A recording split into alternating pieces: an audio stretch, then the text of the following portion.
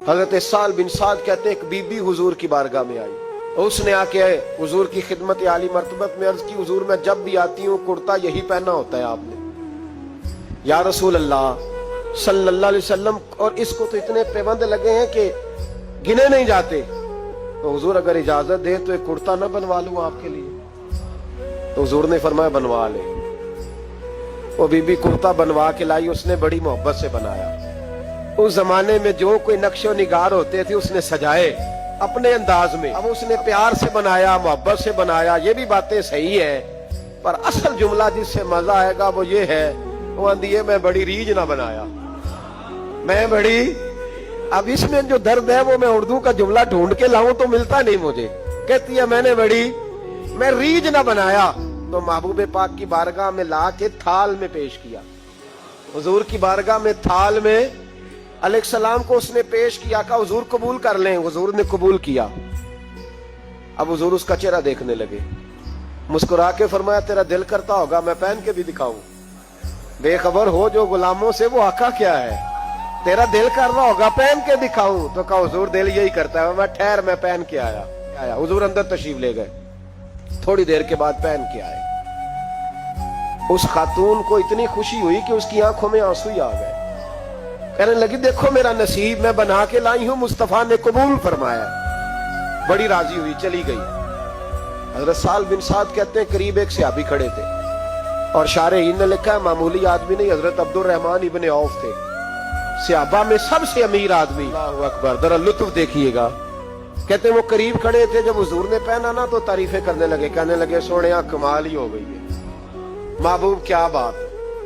हुजूर उसके बनाने की मोहब्बत की भी क्या ही बात है, पर जो अल्लाह ने रंग रूप आपको अता फरमाया उसकी भी क्या ही बात है।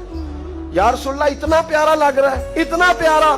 जब ज्यादा ही तारीफ की तो हुजूर ने फरमाया तुझे पसंद आ गया दे दूं, वो पसंद आ गया तुझे। कुछ बंदे सियाने होंगे, पता होता है जो मर्जी पे आके ध्यान ही नहीं करता, और जिन्ना मर्जी तारीफ करो कहने तू लगा रहो मैंने पता तू की ध्यान है।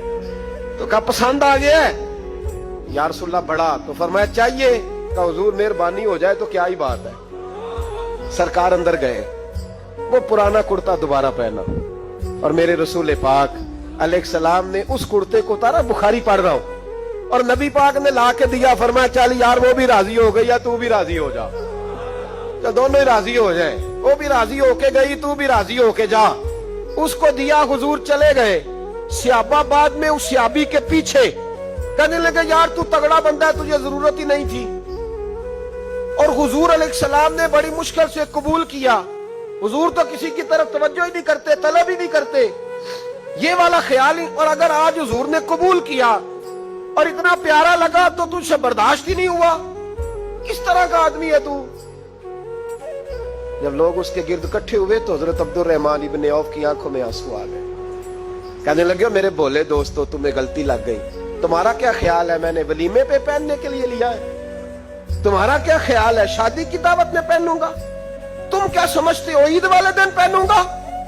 और गोया अपनी दाढ़ी को पकड़ लिया, कहने लगे देखो बाल सफेद हो रहे हैं, फल पक रहा है, गुनाहगार बड़ा हूं, अगरचे बदर में भी गया हूं, ओहद में भी तलवार उठाई है, माल भी दिया है, हर जगह गया हूं, पर किसी अमल पर भरोसा नहीं।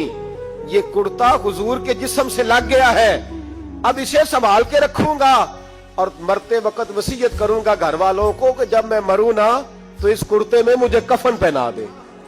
मुझे उम्मीद है जब हुजूर का कुर्ता पहन के कब्र में जाऊंगा तो रब के फरिश्ते मुझ पर अजाब नहीं देंगे, बल्कि बगैर हिसाब किताब जन्नत अता फरमा देंगे।